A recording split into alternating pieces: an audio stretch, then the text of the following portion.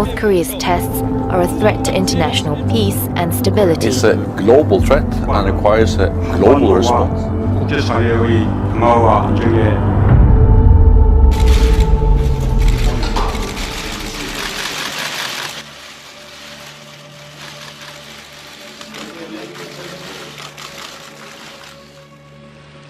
The United States has great strength and patience, but if it is forced to defend itself or its allies, we will have no choice but to totally destroy North Korea.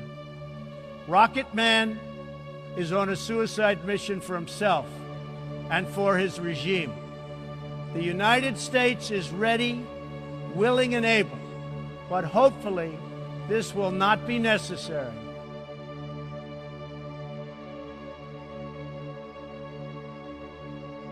Due to the Asian time difference, most in Seoul, South Korea probably missed President Trump's strong pledge at the UN to destroy North Korea if it threatens its nukes. One South Korean analyst did tell us they were strong words and that Trump was playing a game of diplomatic chicken. In the North Korean capital of Pyongyang, the lights were no doubt burning late. Here's how one analyst imagines Kim Jong-un's take on President Trump's rhetoric. I bet you, as we speak, in Pyongyang, in North Korea, they're sitting around poring over Donald Trump's statements, trying to analyze, what does it mean? Is this guy nuts, or is he really going to do this? U.S. and South Korea are making absolutely sure that North Korea is aware of the kind of firepower they possess. There has been another demonstration just miles from northern soil. Senior Foreign Affairs correspondent Greg Palcott has some amazing images tonight from Seoul, South Korea. There is a lot of talk about possible war. In South Korea, they are practicing at it, just in case. U.S. and South Korean forces taking over a mock town, but this is an exercise with a difference. Just 12 miles away, the heavily fortified DMZ. Beyond that, North Korea. These troops are some of the most forward deployed in the region. If North Korea invaded or vice versa, these U.S. and South Korean forces would be at the tip of the spear. They're already doing maneuvers with North Korean artillery positioned dangerously nearby. The aim of the mission is to make sure U.S. and South Korean military can work and fight together, and the Yanks can get used to the tough Korean terrain. The regime of Kim Jong-un calls these drills invasion exercises, and it drives him crazy. That's probably another reason why the U.S. military keeps doing them. All training that we do is training for a possible war, but it does give it a different flavor when the pressures are heightened and there's a different bit of intensity as you see, in the conditions around you. No one on the ground here thinks the military option will be an easy or a preferable one. They're hoping that even a rough form of diplomacy will come through in the end. Our top story this morning, U.S. President Donald Trump has issued his strongest warning yet to North Korean leader Kim Jong-un at his debut at the UN General Assembly. Calling him by the nickname Rocket Man on the global stage, Trump said North Korea's nuclear weapons and ballistic missiles are a threat to the entire world. Our Park Hee-jun starts us off. The 72nd UN General Assembly session opened on Tuesday. Leaders from 193 member states gathered at the UN's New York headquarters to address several ongoing international crises, including the Rohingya crisis, the civil war in Syria, climate change, and of course, North Korea's continual nuclear and missile provocations.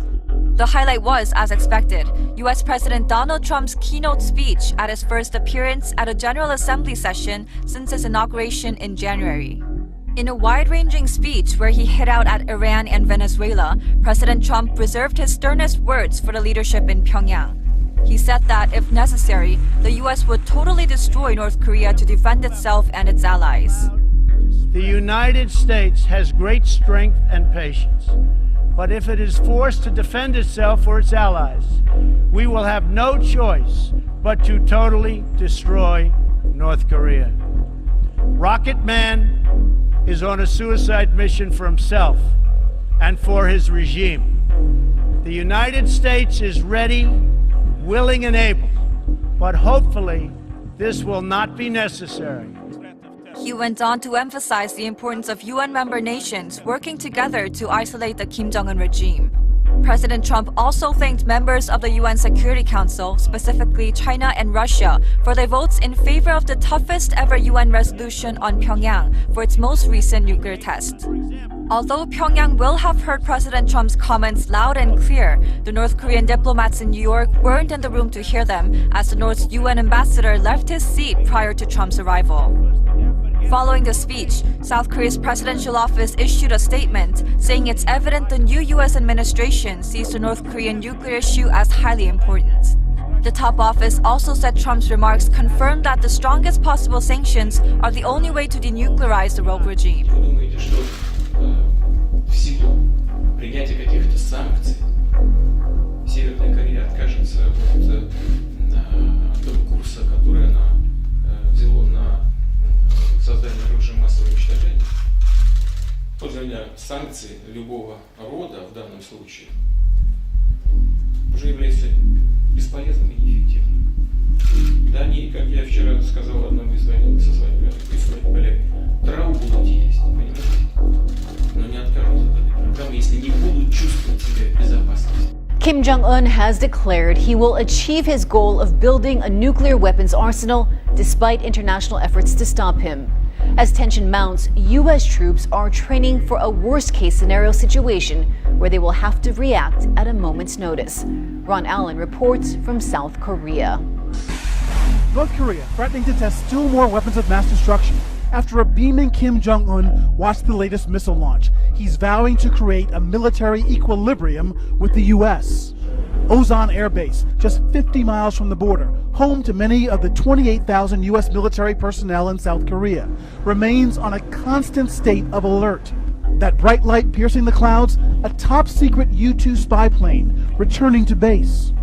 We're in the chase vehicle, the driver on the radio, guiding the pilot down. 3 now, 2. Nicknamed the Dragon Lady, first used to spy on the old Soviet Union, able to soar at some 70,000 feet, sending real-time pictures and sound from the ground back to base. Now taking on one of America's toughest challenges here, trying to gather intelligence about what Kim Jong-un will do next.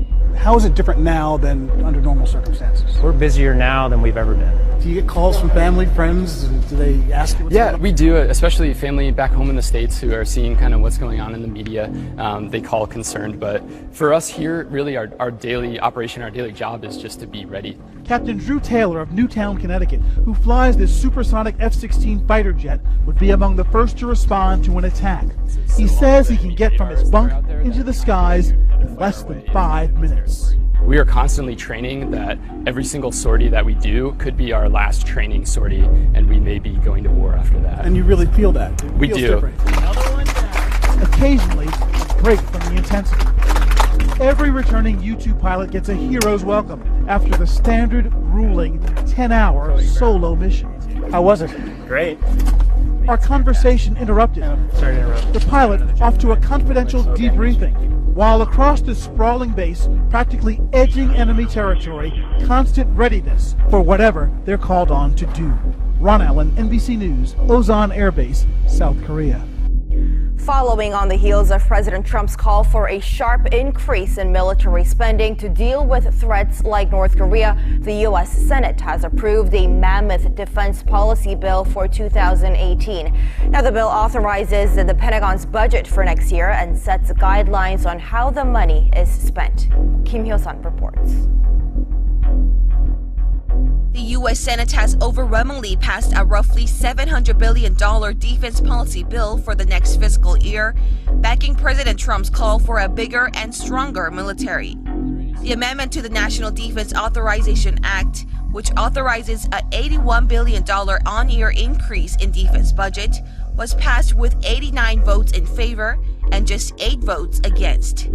The legislation includes an additional $8.5 billion allocation for the Missile Defense Agency to strengthen missile defense. It also includes the Pentagon's pledges to defend the Korean Peninsula through the deployment of the THAAD anti-missile system and a nuclear umbrella. In addition, the bill lays out Washington's plan to enhance its extended deterrence over its allies in the Asia-Pacific region, including South Korea and Japan, by mobilizing all military capabilities, including nuclear and conventional. The House of Representatives passed its version of the bill in July, and the two versions must be reconciled before Congress can consider a final version.